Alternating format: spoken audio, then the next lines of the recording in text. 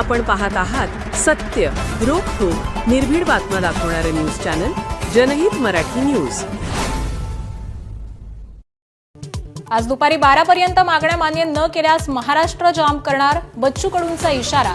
दडून बसलेल्या फडणवीसांना 7/12 कोरा करावाच लागेल, नागपुरात ठिय्या दिलेल्या कडूंचा निर्धार। राजू शेट्टी, वामनराव चटप, महादेव जानकर, रविकांत तुपकर झाले सहभागी।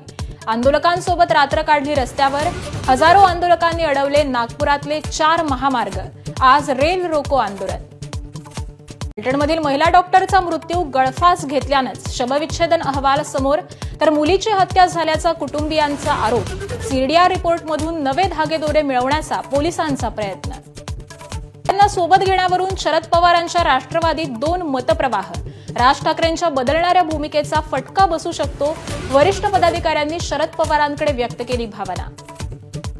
बैठकांचा आज सलग 3रा दिवस। राज ठाकरेंच्या शिवतीर्थ निवासस्थानी आजही होणार मनसेच्या केंद्रीय समितीची बैठक। मतदार याद्यांवर विशेष चर्चा होणार असल्याची माहिती। केंद्र सरकारच्या कर्मचाऱ्यांसाठी खुशखबर, 8व्या वेतन आयोगाला मंजुरी।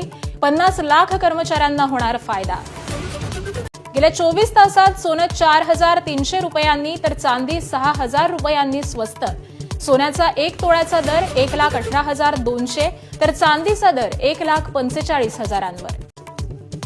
मोंथा चक्रीवादळाचे आंध्र प्रदेश आणि ओडिसाच्या समुद्र किनाऱ्यावरती थैमान। आतापर्यंत 3घांचा मृत्यू, हजारो लोकांना सुरक्षित स्थळी हलवलं। ताशी 100 किलोमीटर वेगानं वाहत आहेत वारे। ऑस्ट्रेलिया दरम्यानच्या T20 मालिकेला आजपासून सुरुवात। अभिषेकचा जलवा आणि सूर्यकुमारच्या फॉर्मची उत्कंठा। आज इंग्लंड आणि दक्षिण आफ्रिका यांच्यात पहिला उपांत्य सामना। 2017 आणि 2022च्या पराभवाचा बदला घेण्याची आफ्रिकेला संधी, पण यावेळी इंग्लंडचंच पारडं जड।